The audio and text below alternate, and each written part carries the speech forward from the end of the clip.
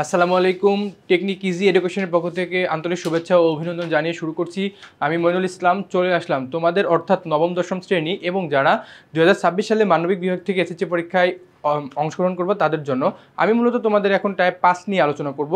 তো আমি এর আগের ভিডিওতে অর্থাৎ ষষ্ঠ অধ্যায়ের ভিডিওতে টাইপ 1, 2, 3, 4 শেষ করছি। এখন আমি টাইপ 5 নিয়ে আলোচনা করব। তো আমাদের আলোচনার বিষয় কি? আমাদের আলোচনার বিষয় হচ্ছে মুঘল শাসন অর্থাৎ 1576 থেকে 1757 সাল পর্যন্ত। ঠিক আছে, 1576 থেকে 1757 সাল পর্যন্ত। দেখো এখন আমরা প্রশ্নে চলে যাই। 69 নম্বর প্রশ্নে দেখো বলছে যে শাহ সুজা পরাজিত হয় কোথায় গমন করেন? শাহ সুজা পরাজিত হয়ে কে, একটা ভালো করে দেখো, শাহ সুজা কে? শাহ সুজা পরাজিত হয়ে কোথায় গমন করেন? আরাকান না, আরাকানে গমন করেন না তিনি। ইরাকে না, ইরাকেও গমন করেন না তিনি। গমন করেন হচ্ছে চীনে। শাহ সুজা পরাজিত হয়ে গমন করেন কোথায়? চীনে। ঠিক আছে, শাহ সুজা পরাজিত হয়ে গমন করেন কোথায়? চীনে। ঠিক আছে, এরপরে দেখো মিরাজ সাহেব জনপ্রতিনিধি নির্বাচিত। মিরাজ সাহেব কি জনপ্রতিনিধি নির্বাচিত হওয়ার পর জনগণের দুঃখ দূর করার চেষ্টা করেন? তিনি তার এলাকায় ভূমিদস্যুদের উৎখাত করে জনগণের জানমাল রক্ষা করেন। কি ভূমিদস্যুদের? কাদেরকে? ভূমিদস্যুদের উৎখাত করে। কাদেরকে উৎখাত করে? ভূমিদস্যুদের উৎখাত করে জনগণের জানমাল রক্ষা করেন। ঠিক আছে, জনগণের জানমাল রক্ষা করেন।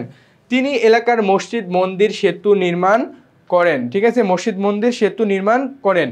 মিরাজ সাহেবের কর্মকাণ্ডের সাথে তোমার পাঠ্যপুস্তকের কোন শাসকের কর্মকাণ্ডের মিল পাওয়া যায়? এটা নির্দ্বিধায় এটা পড়াই লাগবে। এটা শায়েস্তা খান। ঠিক আছে, এটার আনসার হচ্ছে শায়েস্তা খান। কি করে? শায়েস্তা খান। শায়েস্তা খানের সঙ্গে মিল আছে কেন বলো তো? কি শায়েস্তা খানও কি করছিল? এই মসজিদ মন্দির নির্মাণ সেতু এগুলো জনহিতকর কাজ করছিল, বুঝছো? এই জন্য আনসার হচ্ছে 70-এর ক।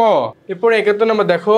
71 নম্বর বলছে কোন শাসকের আমলে নিত্য প্রয়োজনীয় দ্রব্য সামগ্রীর দাম খুব সস্তা ছিল? বলছে কোন শাসকের আমলে নিত্য প্রয়োজনীয় দ্রব্য সামগ্রীর দাম বেশি ছিল? এটা খান ই জাহান বাহাদুর না, খান ই জাহান বাহাদুর না, দাউদ খান না, দাউদ খানের আমলেও না, এটা হচ্ছে শায়েস্তা খানের আমলে। কার আমলে? শায়েস্তা খানের আমলে কি নিত্য প্রয়োজনীয় দ্রব্য সামগ্রীর দাম কি ছিল? সস্তা ছিল। ঠিক আছে, এরপরে 72 নম্বরটা দেখো। 72 নম্বর বলছে পরি বিবির সমাধি। দেখো কার সমাধি? পরি বিবির সমাধি। এটা 3 স্টার, এটা হচ্ছে 3 স্টার হবে, মোস্ট ইম্পর্টেন্ট। ঠিক আছে, পরি বিবির সমাধি কোথায় ছিল? পরি বিবির সমাধি কোথায় ছিল? পরি বিবির সমাধি কোথায় ছিল বলো তো? পরি বিবির সমাধি ছিল হচ্ছে ঢাকায়। ঠিক আছে, পরি বিবির সমাধি কোথায় ছিল? পরি বিবির সমাধি ছিল হচ্ছে ঢাকাতে। ঢাকাতে কার সমাধি ছিল? পরি বিবির। ঠিক আছে, এরপর 73 নম্বর দেখো বিবি পরীর সমাধিকে নির্মাণ করেছিলেন। বলছে বিবি পরীর সমাধি কে নির্মাণ করেছিলেন?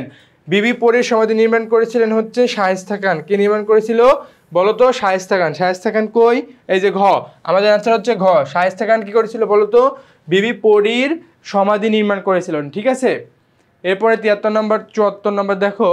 74 নম্বর হচ্ছে 74 হচ্ছে শায়েস্তা খান পর্তুগিজদের বাংলা থেকে বিতাড়িত করেন কেন? বলছে কি শায়েস্তা খান পর্তুগিজদের বাংলা থেকে বিতাড়িত করেন কেন?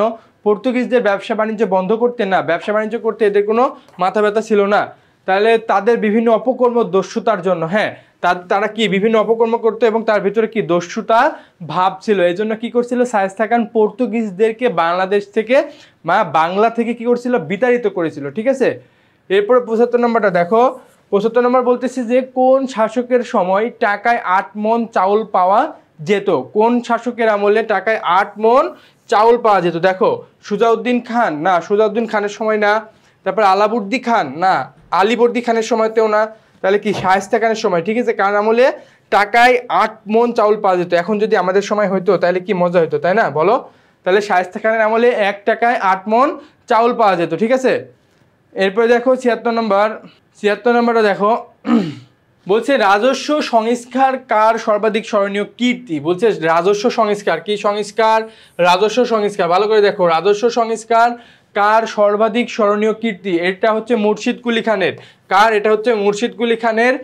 এটা হচ্ছে মুর্শিদ কুলি খানের। ঠিক আছে, রাজস্ব সংস্কার কার সর্বাধিক স্মরণীয় কীর্তি? এটা হচ্ছে মুর্শিদ কুলি খানের। ওকে 77 নম্বর দেখো। 77 নম্বর বলছে বর্গীদের চূড়ান্তভাবে দেশ থেকে বাধ্য করেন কোন নবাব? বলছে বর্গীদের চূড়ান্তভাবে দেশ থেকে বাধ্য করেন কোন নবাব? আমরা জানি বর্গীদের দেশ থেকে চূড়ান্তভাবে বাধ্য করেন হচ্ছে আলীবর্দী খান। কে? আলীবর্দী খান। ঠিক আছে, আলীবর্দী খান চূড়ান্তভাবে দেশ থেকে বাধ্য করেন। ঠিক আছে, এরপর দেখো বাংলা থেকে বর্গীদের বিতাড়িত করেন কে? বাংলা থেকে বর্গীদের একই প্রশ্ন। দেখো বলছে আলীবর্দী খান। ঠিক আছে, এরপরে ৭৯ নাম্বার দেখো, ঘসেটি বেগমের ষড়যন্ত্রে সমর্থনকারী হিসেবে ছিলেন কে? বলছে ঘসেটি বেগমের ষড়যন্ত্রে কি ছিল?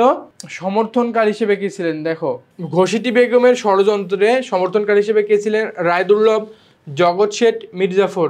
তিনজনে ছিল, রায়দুল্লভ ছিল, জগৎ শেঠও ছিল এবং মির্জাফরও ছিল। তাহলে অ্যান্সার কি? ৭৯ আনসার হচ্ছে ঘ। ৭৯ আনসার হচ্ছে ঘ। এরপরে ৮০ নাম্বারটা দেখো, ৮০ নাম্বার হচ্ছে একজন নবাবের ছবি দিয়েছে, এটা একটা উদ্দীপক।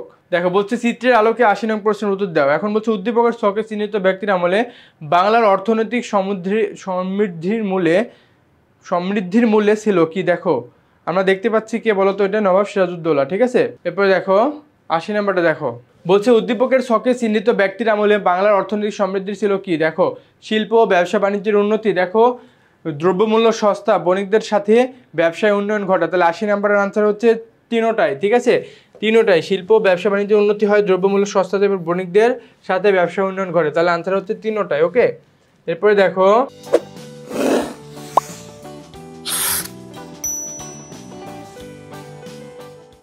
দেখো বলছে বাংলার একজন শাসকের আমলে যোগাযোগ ও কৃষিক্ষেত্রে অনেক উন্নয়ন হয়েছিল।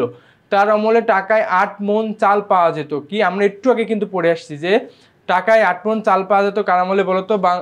টাকায় ৮ মণ চাল পাওয়া যেত মুর্শিদ কুলি খানের আমলে, ইব্রাহিম খানের আমলে, শায়েস্তা খানের আমলে, না আব্দুল লতিফ খানের আমলে? এই কোশ্চেনটা আমরা কিন্তু এই পাঠের প্রথমে আমরা পড়ে আসছি এই টাইপের। তাহলে আমরা জানি এসেছি শায়েস্তা খানের আমলে কি টাকায় ৮ মণ কি পাওয়া যেত? টাকায় ৮ মণ কি পেয়ে যেত বলতো? চাউল পাওয়া যেত। ঠিক আছে, টাকায় ৮ মণ চাউল পাওয়া যেত কার আমলে? শায়েস্তা খানের আমলে। ঠিক আছে, এরপরে দেখো এবার ৮২ নাম্বারটা দেখো। ৮২ নাম্বার বলতেছে যে উক্ত শাসকের স্থাপত্য কীর্তির মধ্যে রয়েছে লালবাগ কেল্লা, হোসনি দালান, না ছোট কাটারা। দেখো এটা হচ্ছে চারটায়। ঠিক আছে, উক্ত শাসকের আমলে অর্থাৎ শায়েস্তা খানের আমলে স্থাপত্য কীর্তির মধ্যে রয়েছে কি? লালবাগ কেল্লা। ঠিক আছে, এটা পুরান ঢাকা অবস্থিত, হোসনি দালাল, তারপর ছোট কাটারা। ঠিক আছে, তিনটাই কি শায়েস্তা খানের আমলে স্থাপত্য কীর্তি বা তিনি নির্মাণ করেন। ঠিক আছে, তাহলে আমাদের ৮২ নাম্বার আনসার কি?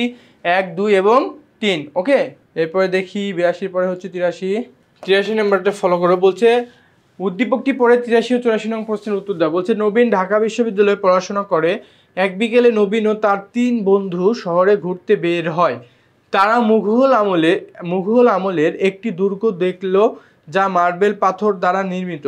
ঘুরতে গিয়ে তারা জানতে পারলো যে ওই দুর্গের মধ্যে একটি সমাধি রয়েছে। ভালো করে খেয়াল করো। বলছে নবীন ঢাকা বিশ্ববিদ্যালয়ে পড়াশোনা করে। এক বিকেলে নবীন ও তার ৩ বন্ধু শহরে ঘুরতে বের হয়। তারা মুঘল আমলের একটি দুর্গ দেখলো। মুঘল আমলের কোন আমলের? মুঘল আমলের একটি দুর্গ দেখলো যা মার্বেল পাথর দ্বারা নির্মিত। ঠিক আছে, যা মার্বেল পাথর দ্বারা নির্মিত। ঘুরতে গিয়ে তারা জানতে পারলো যে ওই দুর্গের মধ্যে একটি সমাধি রয়েছে। তাহলে কি সমাধি রয়েছে? এখন বলছে নবীন ও তার বন্ধুরা যে দুর্গ দেখলো তার নির্মাণকারী শাসক কে ছিলেন? তার নির্মাণকারী শাসক ছিলেন হচ্ছে দেখো শায়েস্তা খান। হ্যাঁ, শায়েস্তা খান। আনসার হচ্ছে ক। ৮৩ আনসার হচ্ছে ক। ঠিক আছে, তার কি মোগল আমলের একটি দুর্গ দেখছিল যেটির হচ্ছে কি নির্মাণকারী শাসক কে ছিল বলতো? ছিল হচ্ছে শায়েস্তা খান। ঠিক আছে, এরপরে ৮৪ নম্বরে দেখো উক্ত দুর্গ নির্মাণের পিছনে যে উদ্দীপনা কাজ করেছে, শাসনকালে স্মরণীয় রাখা, ইসলামের গৌরবকে সুপ্রতিষ্ঠিত করা, না শিল্পকৃতি প্রদর্শন করা। না, তার টেন্ডেন্সি বা তার ইন্টেনশন ছিল না যে শিল্পকৃতি প্রদর্শন, কারণ কেউ কি জানতো যে রাষ্ট্রবাদ দুনিয়া এত দূর চলে আসবে? তার মাথাতে এগুলো ছিল না, সুতরাং শিল্পকৃতি হবেই না। তাহলে শাসনকাল স্মরণীয় করে রাখতে আর ইসলাম খান গৌরবকে সুপ্রতিষ্ঠিত করার জন্য। তাহলে আনসার হচ্ছে ক, ১ ও ২। আনসার কি? ১ ও ২। এরপর দেখো ৮৫ নাম্বার বলছে উদ্দীপকটি পড়ে ৮৫ নং প্রশ্নের উত্তর দেওয়া। বলছে ভূমি জরিপ থেকে রাজস্ব নির্ধারণ, তারপর হচ্ছে ব্যবসায়ীদের আকৃষ্ট করা। উপরিউক্ত ছকটি মধ্যযুগের কোন সুবেদারের কর্মকাণ্ডের সাথে সামঞ্জস্যপূর্ণ? বলছে উপরিউক্ত ছকটি মধ্যযুগের কোন সুবেদারের সাথে কর্মকাণ্ড? দেখো বলছে আলীবর্দী খান, শায়েস্তা খান, মুর্শিদ কুলি খান, না মীর জুমলা। দেখো ভূমি জরিপ, তারপরে কি ভূমি জরিপ থেকে আসছে রাজস্ব নির্ধারণ থেকে ব্যবসায়ীদের আকৃষ্ট করা। দেখো ভালো করে খেয়াল করো উদ্দীপকটা। ভূমি জরিপ মানে ভূমি জরিপ শব্দের অর্থ হচ্ছে পরিমাপ করা। ভূমি জরিপ মানে হচ্ছে জমির পরিমাপ করা। তারপর রাজস্ব নির্ধারণ অর্থাৎ খাজনা নির্ধারণ করা। রাজস্ব শব্দের অর্থ খাজনা। এরপরে ব্যবসায়ীদের আকৃষ্ট করা মানে ব্যবসায়ীদের আকৃষ্ট করা। এখন বলছে উপরিউক্ত ছকটি মধ্যযুগের কোন সুবেদারের কর্মকাণ্ডের সাথে মিল পাওয়া যায়। দেখো এটা হচ্ছে তোমার 85-র আনসার হচ্ছে গ, মুর্শিদ কুলি খানের সঙ্গে। ঠিক আছে, 85-র আনসার হচ্ছে গ।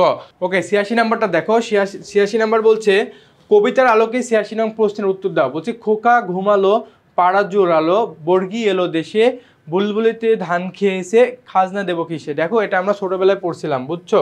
এটা ক্লাস 2তে কি 3তে আমরা পড়ছিলাম যে খোকা ঘুমালো, পাড়া জোরালো, বর্গি এলো দেশে, বুলবুলিতে ধান খেয়েছে, খাজনা দেবো কিসে। বর্গি হচ্ছে মারাঠিরা, মারাঠিরা হচ্ছে বাংলাতে, মারাঠিরা হচ্ছে বর্গি নামে পরিচিত। বর্গি নামে পরিচিত কারা বলতো?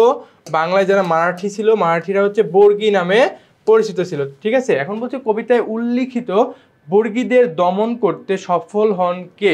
মুর্শিদ কুলি খান, জিয়াউদ্দিন খান, সরফরাজ খান না আলীবর্দী খান। দেখো কবিতা উল্লেখিত বর্গীদের দমন করতে সফল হন কে? সরফরাজ খান। দেখো 86-র আনসার হচ্ছে গ, সরফরাজ খান কি করে বর্গীদের দমন করতে সফল হন। ঠিক আছে, দেখি আমাদের আচ্ছা এই টাইপ শেষ না, আমাদের অধ্যায় শেষ। ওকে ঠিক আছে, আমরা ষষ্ঠ অধ্যায় শেষ করছি। আমরা ষষ্ঠ অধ্যায় মোট 5টা টাইপ পড়ছি। আমরা টাইপের মাধ্যমে তোমাদের সকল এমসিকিউগুলো সলিউশন করে দিছি। আশা করি এই ষষ্ঠ অধ্যায় থেকে তুমি এই টাইপগুলো মনে রাখতে পারলে তুমি বার্ষিকে অবশ্যই কিছু না কিছু কমন পাবা। আমরা নতুন একটা ভিডিও নিয়ে তোমাদের সামনে হাজির হয়ে যাবো। সে পর্যন্ত ভালো থাকো, সুস্থ থাকো, আল্লাহ হাফেজ।